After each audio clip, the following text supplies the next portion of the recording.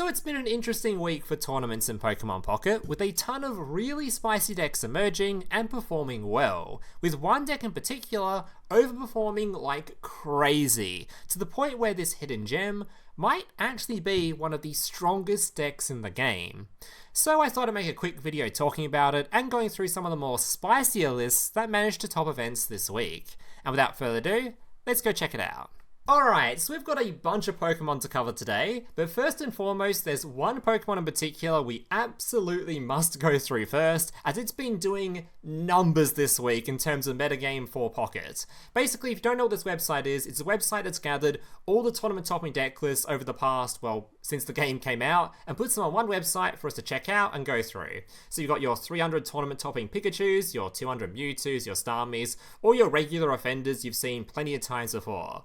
But there's one deck here that looks incredibly out of place if you've been keeping up with the Pocket metagame over the past few weeks, and that is Arcanine.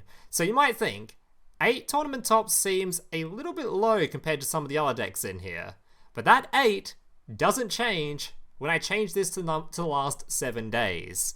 All of the tops of Arcanine were just this week, which gives me a lot of hope for this deck, which up until this week was basically unknown and just completely unplayed. So I thought we absolutely have to go through this and cover it in a video because, yeah, we need to know what's going on with this deck right now in this Pokemon.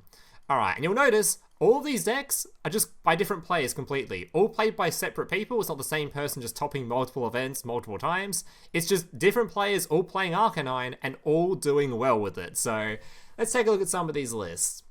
Alright, so for the most part, what I've been seeing for these deck lists is they all look relatively similar, where they seem to be just going your 2 Growlers, your 2 Arcanine, your 2 Moltres, and then just a bunch of whatever trainers and stuff you want to play. I think most lists do seem to look that way. And as for what your Arcanine actually does, it's a 150 HP Pokemon with attack that can do 120 damage, which is the perfect number right now considering the best deck in the game is Pikachu with 120 health. So potential to one-shot the strongest deck in the game right now. The downside is it costs 3 mana to do so, and it does 20 damage to itself every time it attacks. So the upside, you're one-shotting the best deck in the game. The downside is it can be a little bit slow in terms of normally when you're going into your stage 1 Pokemon, you want to be able to attack on the turn you go into it rather than going your stage 1, stage 2, can't really do much with it on your turn 2. But that's sort of where Moltres comes in. Moltres, just like with Charizard, has the ability to not only frontline whilst you go into your Arcanine, but also gives mana to Arcanine, so when it gets in, it can instantly attack and instantly start one-shotting some of the more problematic Pokemon in the game.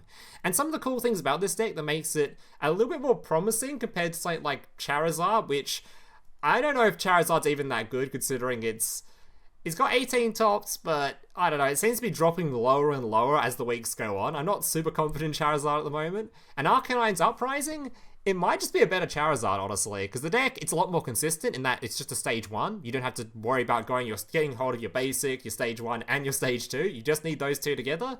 And once it's out, it's going to be one-shotting without having to even do an extreme. You don't even necessarily need the Moltres. If you're able to just somehow get to your Growlithe, somehow get to your Arcanine, and get the mana on it, it's going to be one-shotting way sooner than something like Charizard was going to be.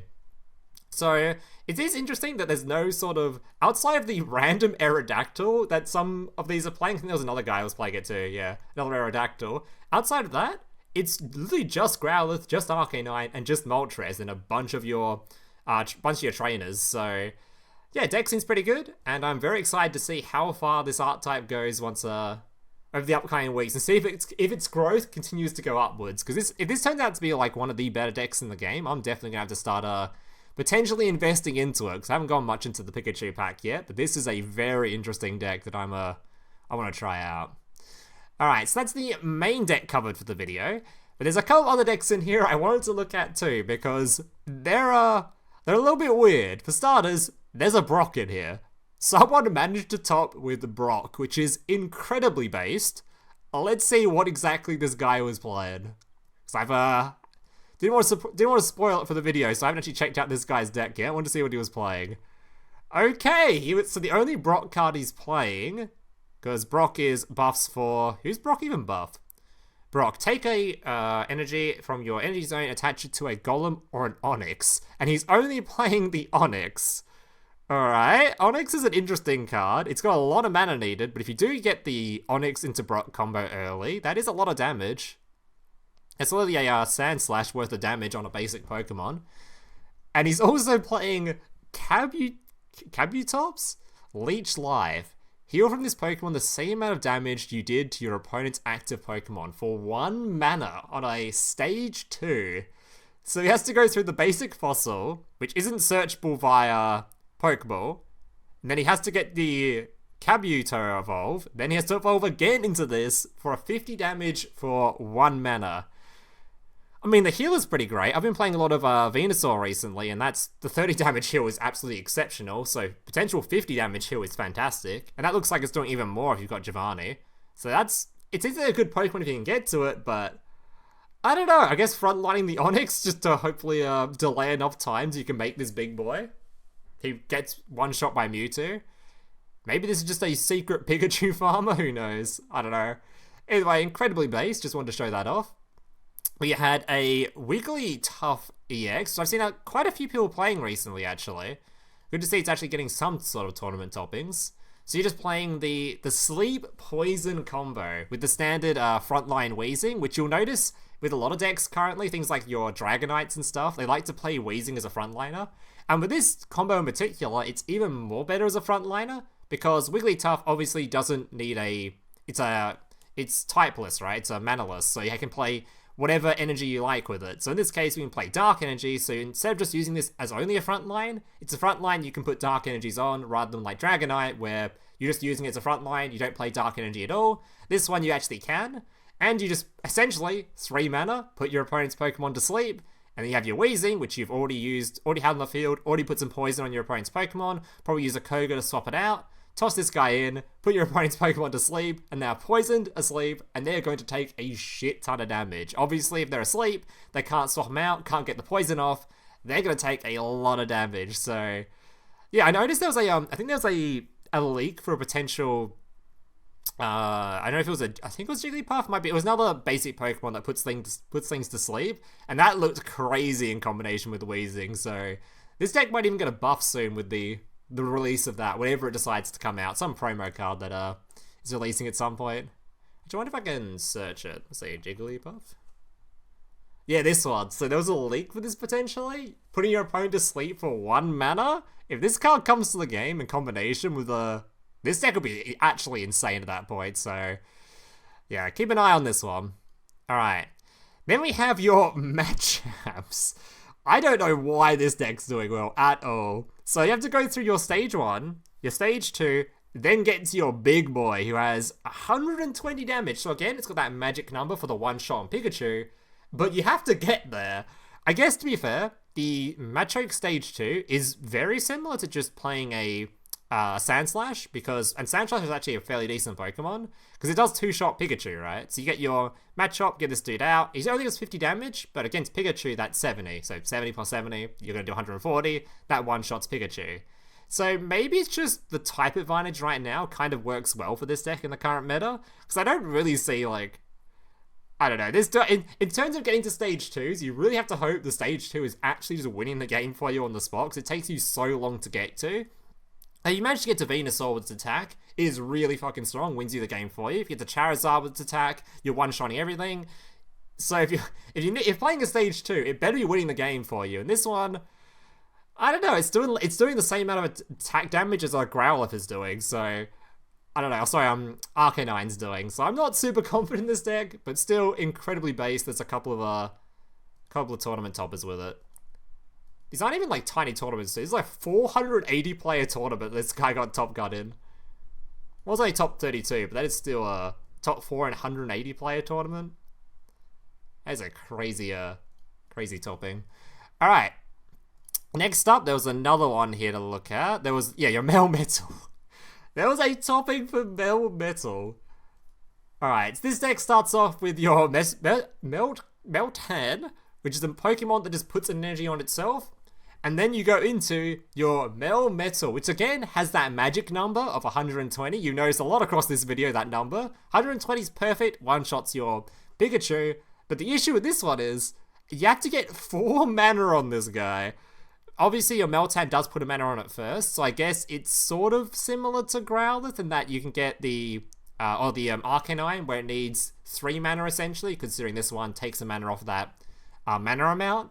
So if you get to this, you can start one-hitting Pikachus, and it takes 20 less damage from attacks, so its health is kind of low.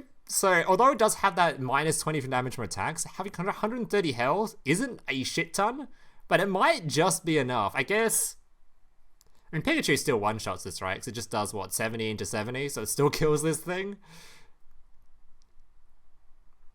I mean, I guess it does take 2 hits from Pikachu, and by that point you can get this thing to its full stack, where it starts one-shotting in response, so I don't know, incredibly based either way. He's playing Pidgey as well.